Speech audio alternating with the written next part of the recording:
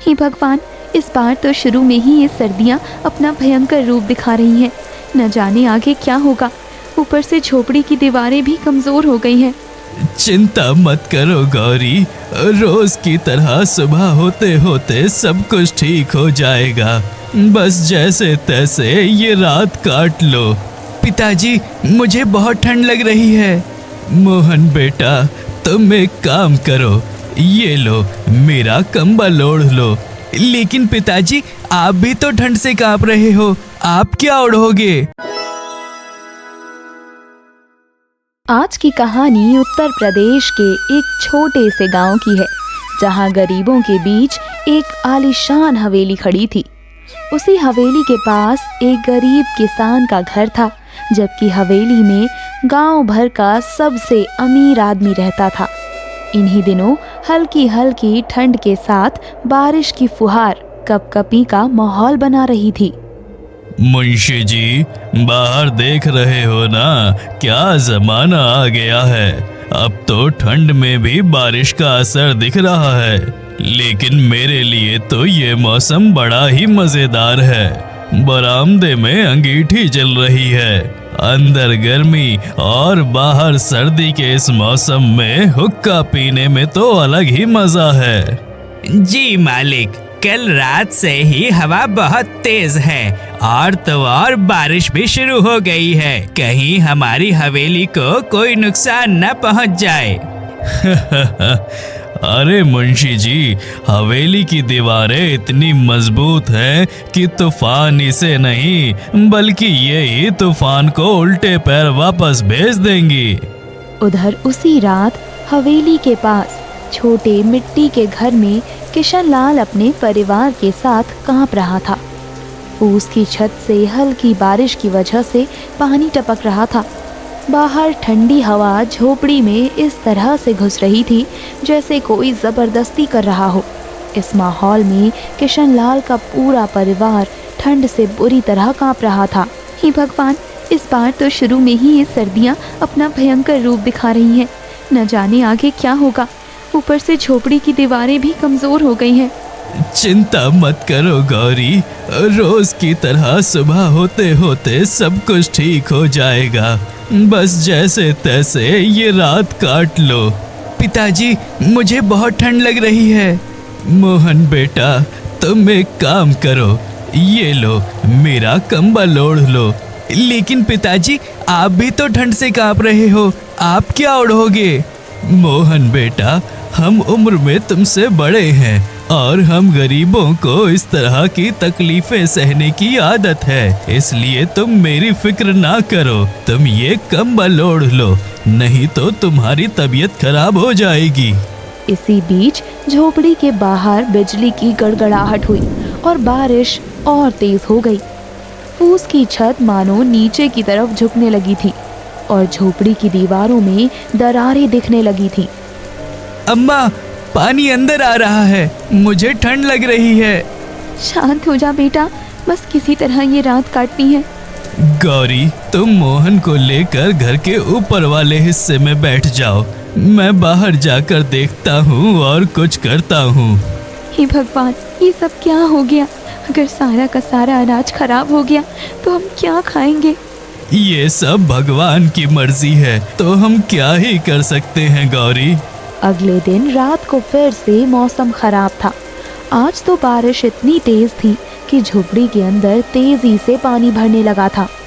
जल्दी करो गौरी, हमें बारिश का पानी बाहर निकालना होगा, नहीं तो हमारा पूरा घर डूब जाएगा।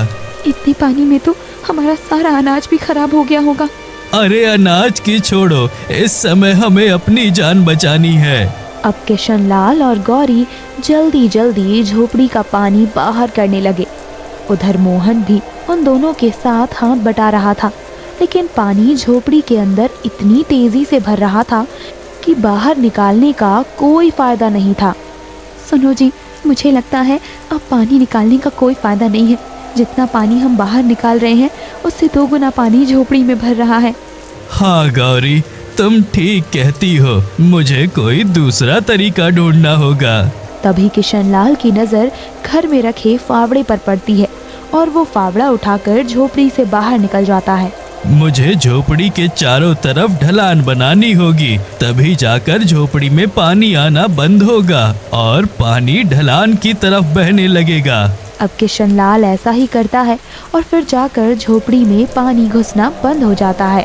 अब झोपड़ी में पानी नहीं आएगा गौरी, अब हम मिलकर पानी को झोपड़ी से बाहर निकाल सकते हैं।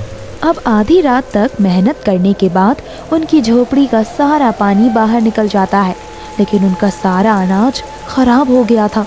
ऊपर से झोपड़ी का भी बुरा हाल हो गया था। सुबह होते ही थोड़ी देर बाद गांव के लोग देखने आए। किसी ने किशन लाल की मदद की तो किसी ने उसके दुख को बांटा। किशन लाल, तेरे साथ तो बहुत बुरा हुआ, लेकिन तू चिंता ना कर, मैं तेरे लिए कुछ अनाज लेकर आया हूँ, इसे रख ले। हाँ चाचा, मेरी झोपड़ी गांव के सबसे निचले हिस्से में है, इसलिए बारिश में मुझे तकलीफें झेलनी पड़ती हैं, लेकिन आपने मेरी मुश्किल घड़ी में मेरा साथ दिया है, इसलिए मैं आपका ये उपकार कभी नहीं भूल पाऊंगा। इसी तरह गांव के दूसरे लोगों ने भी किशन लाल की सहायता की, जिसकी वजह से अब उसके महीने भर का राशन इकट्ठा हो गया था। क्या रे किशन लाल, तेरा घर अब तो नाव बन गया होगा। चारों तरफ खुदाई कर दी और बीच में पानी भर गया है। क्या करूं मालिक, अगर मैं खुदाई नहीं करता तो मेरे परिवार के लिए खतरा हो सकता था।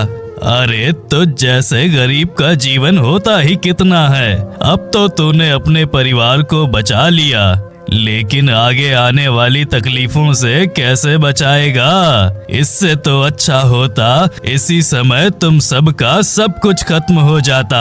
ऐसा ना बोलो मालिक, हम भी इंसान हैं।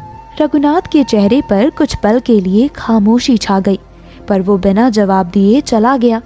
आज रात किशन लाल का परिवार ठंड और बाहर जमे हुए पानी से परेशान था।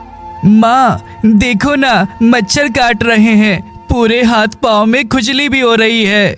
हाँ बेटा, बाहर पानी जमा होने की वजह से ये सारी दिक्कतें हो रही हैं। चिंता मत करो गौरी, मैं सूखी घास फूस इकट्ठा करके ले आता हूँ, फिर उसे घर के बाहर जला दूंगा। इस तरह से किशन लाल घास फूस इकट्ठा करके उनमें आग लगा देता है और झोपड़ी के अंदर आ जाता है। देखो गौरी, मैंने बाहर आग जला दी है, उसके धुएं से मच्छर भाग जाएंगे। ये तो आपने अच्छा किया, कम से कम रात तो कट जाएगी। अब बाहर आग जल रही थी, धुआं इतना बढ़ गया कि झोपड़ी में भी भरने लगा, जिसकी वजह से किशन लाल और उसका पूरा परिवार खांसी से परेशान हो गया। हे भगवान, ये क्या हो रहा है? पहले मच्छर, अब ये धुआं। माँ, ये धुआं मेरी आंखों में लग रहा है और घुटन भी हो रही है। हाँ बेटा, अब तो मच्छर भाग गए होंगे, मैं आग पर पानी डाल देता हूँ। कुछ समय बाद सुबह हो जाती है और किशन लाल खेतों की तरफ निकल जाता है। बारिश थम चुकी थी, मगर उसके जख्म अभी भी गांव की मिट्टी में जिंदा थे। टूटी दीवारें, सड़ी फसलें और ठंड से जूझते लोग, इसी तरह का माहौल पूरे गांव में था। किशन लाल के घर की दीवारों से अब भी पानी टपक रहा था। उसका बेटा कोने में बैठा कांप रहा था और पास में रखी थोड़ी सी रोटियां भीगी हुई थी। अब क्या करेंगे जी? फसल तो खराब हो गई और घर में अनाज भी धीरे धीरे खत्म हो रहा है। भगवान पर भरोसा रखो गौरी, वो हमें कोई ना कोई रास्ता जरूर दिखाएगा। दूसरी तरफ रघुनाथ की हवेली में शोर और रौनक थी। वहाँ झालरें टंगी थी, मिठाइयों की महक फैली थी, नौकर भाग दौड़ में लगे थे। सुनो मुंशी जी, इस बार ठंडी का भोज ऐसा होना चाहिए कि पूरा गांव याद रखे। जी मालिक, सब इंतजाम हो गया है, बस पूजा शुरू करनी है। गांव में चर्चा थी कि पूरे गांव को बुलाया गया है, लेकिन किसी को भी एक ऐसे इंसान का नाम नहीं मालूम था जिसे जानबूझकर भोज या न्योता नहीं दिया गया था। माँ, सुरेश भैया के यहाँ भोज है, गांव के सभी लोगों को न्योता मिला है, हम भी जाएंगे ना? बेटा, वो भोज सिर्फ गांव वालों के लिए है, हमारे लिए नहीं, क्योंकि हमें न्योता नहीं मिला है। कुछ समय बाद शाम हो जाती है। गांव के सभी लोग भोज पर आते हैं और समारोह खत्म होने के बाद रात होते होते भीड़ छंट जाती है। रात बढ़ती गई, ठंड अब असहनीय थी। गांव के लोग लकड़ियां जला रहे थे, पर किशनलाल के पास वो भी नहीं थे। उफ, ये ठंड तो जान लेकर मानेगी। पूरे गांव में आग जल रही है, लेकिन एक हमारा ही घर है जहां चूल्हे के अलावा कुछ भी नहीं है। आप भी कुछ ओढ़ लीजिए जी, वरना बीमार पड़ जाएंगे। गरीब आदमी के पास बीमार होने का वक्त ही नहीं होता गौरी। बस रात कट जाए फिर तो सुबह ही खेतों पर जाना होगा। उधर हवेली में रघुनाथ और उसका पूरा परिवार रजाइयों में दूध मलाई पीकर आराम से सो रहे थे, मगर उनका ये ऐशो आराम ज्यादा दिन तक नहीं चला। कुछ ही दिनों में रघुनाथ की पत्नी सावित्री देवी को तेज सर्दी ने जकड़ लिया। आह आह, हे राम, पूरा बदन दर्द कर रहा है, ऊपर से ये कमजोरी। सुनो जी, मुझे वैद्य को दिखा दीजिए, मेरे सीने में भी जलन सी है। हाँ, फिक्र मत करो सावित्री, मैं अभी वैद्य जी को बुलाता हूँ। सब ठीक हो जाएगा, तुम बस आराम करो। कुछ देर बाद वैद्य जी आए। उन्होंने दवाइयाँ दी, पर हालात और बिगड़ने लगे। एक ठंडी रात को हवेली में सन्नाटा छा गया, क्योंकि सावित्री देवी की सांसें थम चुकी थी। मालकिन नहीं रही। मुंशी जी की ये बात सुनकर रघुनाथ का चेहरा उतर गया। उसके सीने में एक तेज दर्द भरा झटका लगा, जैसे उसका सब कुछ खत्म हो गया हो। अब रघुनाथ की आंखों में आंसू थे। वहीं हवेली जो ठहाकों से गूंजती थी, अब शोक में डूब गई थी। हे भगवान, ये कैसा अनर्थ हो गया। कल तक तो सावित्री को बस सर्दी जुकाम था, लेकिन अचानक ये सब। नहीं, ऐसा नहीं हो सकता। कुछ देर बाद सुरेश और सुजाता भी रघुनाथ के पास आकर रोने लगे थे। पिताजी, जल्दी अंदर चलो, देखो ना माँ को क्या हो गया है, वो कुछ भी नहीं बोल रही। हाँ पिताजी, बोलो ना, माँ कुछ क्यों नहीं बोलती। बच्चों की बातें सुनकर रघुनाथ की जुबान जैसे बंद हो गई थी। वो समझ ही नहीं पा रहा था कि इस मासूम बच्ची को क्या जवाब दे। बच्चों, अब तुम्हारी माँ हम सभी को छोड़कर भगवान के पास चली गई। नहीं पिताजी, ऐसा मत कहिए, माँ हमसे बहुत प्यार करती है, वो हमें छोड़कर कहीं नहीं जा सकती। चुप हो जा मेरी बेटी, अब तेरी माँ हमसे बहुत दूर जा चुकी है। अगले दिन गांव के लोग दुख जताने आए। उनमें किशनलाल भी था। मालिक, आपके साथ जो हुआ उसे सुनकर मुझे बहुत दुख हुआ, लेकिन भगवान के आगे किसी की नहीं चलती। शायद मालकिन का जीवन इतने ही दिन का था। अब आप हिम्मत रखिए। किशनलाल, मैं तो सह लूंगा, लेकिन मेरे इन बच्चों का क्या होगा? हर समय अपनी माँ के बारे में पूछते रहते हैं। धीरे धीरे सब ठीक हो जाएगा मालिक, बच्चे बड़े होंगे तो सब समझ जाएंगे। उस दिन के बाद रघुनाथ की जिंदगी बदल गई। अब वो ना हुक्का पीता था, ना उसके चेहरे पर हंसी थी। बस हवेली के चारों तरफ सन्नाटा था। लेकिन हवेली पर दुखों का पहाड़ तब टूटा जब एक दिन अचानक ही रघुनाथ को लकवा मार गया। अब हवेली के सारे काम मेरे जिम्मे हैं। बड़ा चौधरी बनता था, अब मैं इसे अच्छे से बताऊंगा कि चौधराना क्या होता है। मुंशी जी ने मन ही मन क्या सोचा था, किसी को इस बारे में कुछ पता नहीं था। उधर रघुनाथ की तबीयत दिन ब दिन बदतर होती जा रही थी। मालिक, आपकी तबीयत दिन ब दिन खराब हो रही है। मुझे अब जमा खाते से आपकी रकम निकलवानी होगी, तो क्या मैं निकाल लूं? मुंशी की बात सुनकर हवेली में पलंग पर लेटा रघुनाथ लकवे के कारण कुछ भी नहीं बोल पाता, बस हाँ में सिर हिला देता है। ठीक है मालिक, मैं आज ही पैसे देकर नौकरों को अस्पताल भेजता हूँ। फिर मुंशी जी हवेली से बाहर आकर खुद से ही बातें करने लगा। हाँ, दवाई तो मैं अच्छे से दिलवाऊंगा इस बुढ़े को। सारे पैसे खुद ही रख लूंगा और सरकारी अस्पताल से फ्री में दवाइयाँ मंगवा लूंगा। इसी तरह बहाना बनाकर उसने पूरी हवेली भी हड़प ली और किसी अपने जानकार को दे दिया, ताकि गांव वालों को उसकी सच्चाई ना पता चल सके। इसके बाद रघुनाथ के यहाँ काम करने वाले मजदूरों ने भी वहाँ आना छोड़ दिया। अब रघुनाथ बेघर हो गया था। ये बुढ़ा तो कुछ दिन में मर जाएगा, लेकिन ये बेचारे बच्चे कहाँ रहेंगे। एक काम करता हूँ, यहीं पास की जमीन पर झोपड़ी बनवाकर बच्चों और इस बुढ़े को आसरा दे देता हूँ, फिर ये जाने और इसके बच्चे। अब मुंशी ने वैसा ही किया और उन तीनों को छोड़कर चला गया। एक दिन किशन लाल खेत से लौट रहा था। उसने देखा कि रघुनाथ के बच्चे झोपड़ी के बाहर ठंड में सिहर रहे हैं। सुरेश और सुजाता, तुम चिंता मत करो। मुझे पता है तुमने छोटी सी उम्र में बहुत सी तकलीफें देखी हैं, लेकिन अब मैं तुम्हें और मालिक को अपने घर ले जाऊंगा। जैसे मेरा परिवार गुजारा कर रहा है, वैसे ही तुम लोग भी मेरे साथ रह लेना। चलो बच्चों, मालिक को लेकर नए घर चलते हैं। अब जैसे ही किशन लाल झोपड़ी में जाकर लेटे हुए रघुनाथ को देखता है, वो समझ जाता है कि वो अब दुनिया में नहीं रहा। फिर जैसे तैसे समझा बुझाकर वो बच्चों को अपनी झोपड़ी में ले जाता है। गौरी, ये बच्चे अब अनाथ हो चुके हैं। इनके पिताजी भी अब दुनिया में नहीं रहे, इसलिए मैंने फैसला किया है कि अब से ये हमारे साथ ही रहेंगे। बहुत अच्छा किया आपने। जैसे मोहन हमारा बच्चा है, अब से ये भी हमारे अपने होंगे। हाँ गौरी, इन मासूम बच्चों का चेहरा तो देखो। इन दोनों के साथ बहुत बुरा हुआ है। आज रात जब तीनों बच्चे आग के पास बैठे थे तो लगा जैसे अमीरी गरीबी पर उंगली उठा सकती है, लेकिन गरीबी अमीरी को सिर्फ इज्जत से देखती है। दिन बीतते गए और कई साल भी गुजर गए। गांव की हवा में अब ठंड कम और सुकून ज्यादा था। किशन लाल के घर में हंसी की आवाजें गूंजती थी।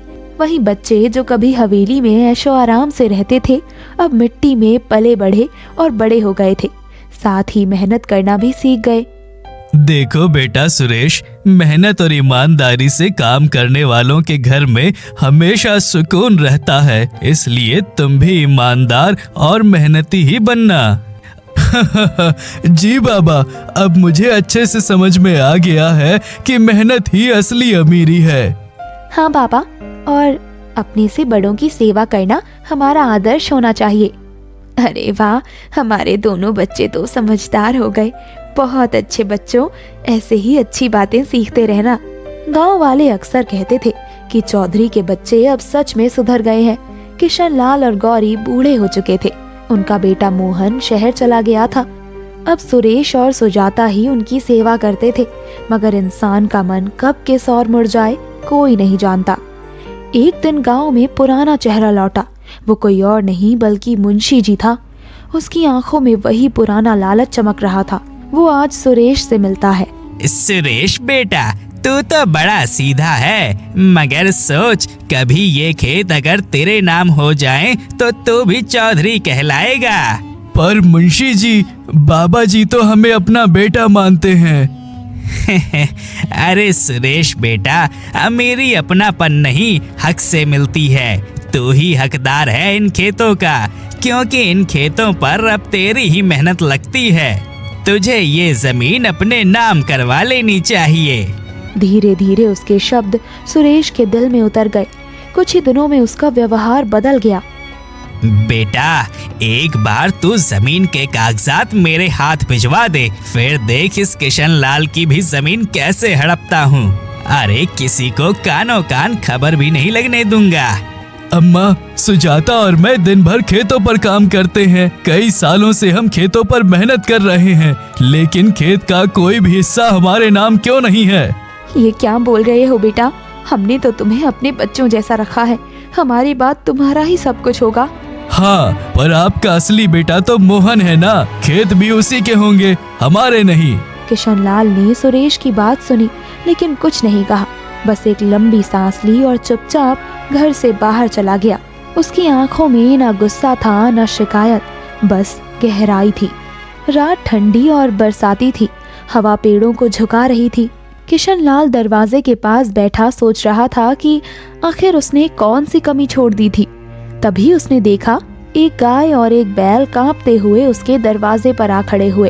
अरे रे, ये गाय और बैल ठंड में कांप रहे हैं।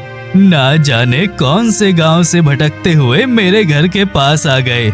इन्हें अपनी झोपड़ी के पास बांध देता हूँ।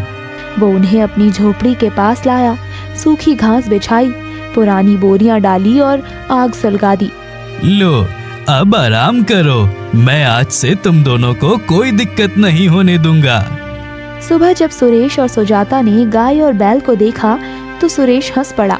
वाह बाबा, अब जानवरों के लिए भी नए घर बनाने का इरादा है क्या? बेटा, ये भी तो भगवान की बनाई आत्माएं हैं। इन्हें इस कंपकपी भरे मौसम में ठुकराना पाप है। भैया, बाबा ठीक कहते हैं, बेजुबान का सहारा बनना पुण्य का काम होता है।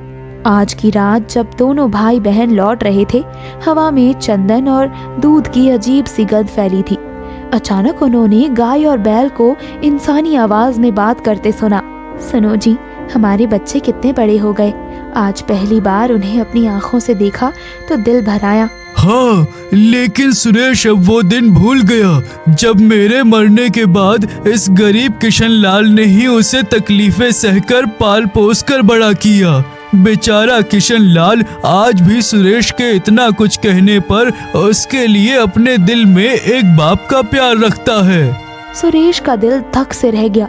सुजाता कांपते हुए बोली, भैया, ये तो गाय और बैल के रूप में हमारे माता पिताजी लगते हैं। भला गाय और बैल इंसानी आवाज में कैसे बोल सकते हैं? दोनों डर के भागकर घर में आ पहुँचे। उन्हें रात भर नींद नहीं आई। सुबह फिर लौटे तो देखा वही गाय और बैल शांत खड़े थे, जैसे उन्हें ध्यान से देखते हुए पहचान रहे हों। पिताजी, मुझे माफ कर दो। मैंने लालच में आकर बाबा का उपकार भुला दिया। आज मुझे एहसास हो रहा है कि उस मुंशी ने मुझे बहका दिया था, लेकिन अब समझ आ गया है कि खेत और धन दौलत से बढ़कर अगर कुछ है तो वो मेरे बाबा हैं। हाँ भैया, बाबा ने हमें इंसान बनाया है, लेकिन आपने वही किया जो हमारे पिता ने गरीबों के साथ किया था।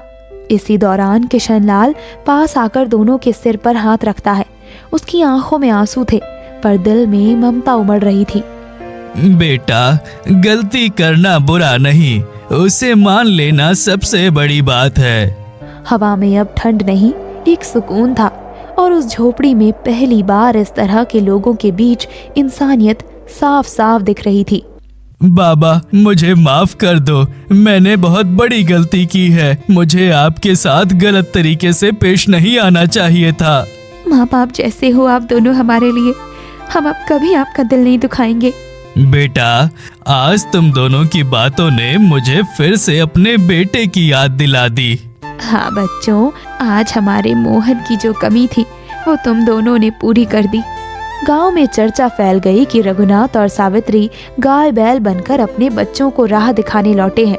मैं माँ के नाम पर एक गौशाला बनवाऊंगा जिसका नाम होगा सावित्री आश्रय। कुछ महीनों बाद सावित्री आश्रय बन गया। वहाँ हर बेसहारा जानवर को जगह मिली। अब किशन लाल जानवरों को अपने परिवार की तरह चारा खिलाया करता था। आ बेटा, आराम से खा ले, अब तुझे कोई तकलीफ नहीं होगी। वहीं अंदर चूल्हे के पास बैठी सुजाता पूरी बना चुकी थी। आज तो जानवरों के लिए भी पूरी बनाकर रखी है। चलो पहले इन्हें खिलाते हैं, फिर हम खाएंगे। वक्त के साथ सुरेश ने गांव वालों से भी अच्छा रिश्ता बना लिया और लोगों की मदद करने लगा। अरे, इस सुरेश को तो देखो, जो पहले घमंडी था वही अब सबसे नेक इंसान बन गया है।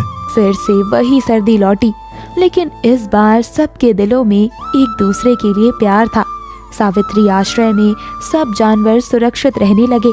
बेटा, गरीब होकर भी अगर मन को सुकून मिले तो वही असली अमीरी है। इस बात को हमेशा याद रखना। माँ, अब अच्छे से समझ आया, असली दौलत दूसरों के काम आने में है। इस तरह पूरे गांव में ठंड का असर बरकरार था, लेकिन गांव के लोग एक दूसरे की तकलीफों में मिलजुल कर रहना सीख चुके थे।